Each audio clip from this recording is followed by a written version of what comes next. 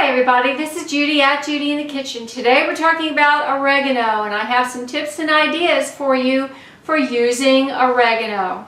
When you're cooking, add dried oregano at the beginning of your cooking time to allow that dried herb to rehydrate and then the flavors to be released. If you're using fresh oregano, add it toward the end of cooking so the flavor will actually remain in the food and not dwindle away over time. Some varieties of oregano can be spicier than others. Italian oregano is sweeter and milder in flavor, whereas Greek and Mexican oregano would be hotter and spicier in flavor. If you're making pizza and it's lacking that classic pizza flavor, get some oregano and just sprinkle just a little bit on top, and that will fix the problem. Oregano is what makes classic pizza taste like pizza. Try adding oregano to tomato-based dishes, especially pasta dishes, and omelets, breads, roasted potatoes, kebabs, chicken, and lentils. Add a little dried oregano leaves to a green salad for a spicy flavor. If a recipe calls for fresh oregano and all you have on hand is dried, never fear, you can convert one to the other. 1 part of dried oregano is equal to 3 parts of fresh oregano.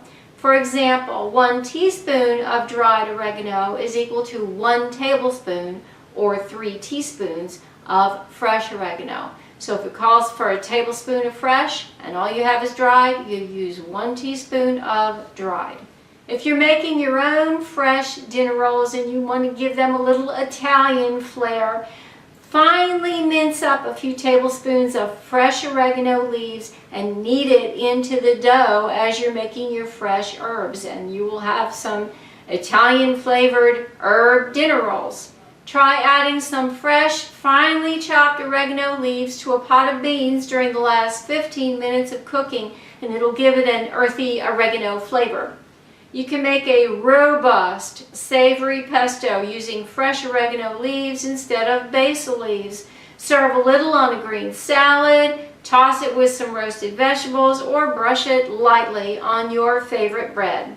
Here's an idea for a simple and satisfying salad. Sprinkle oregano on sliced tomato and mozzarella cheese. Drizzle with a little bit of olive oil, and that's it.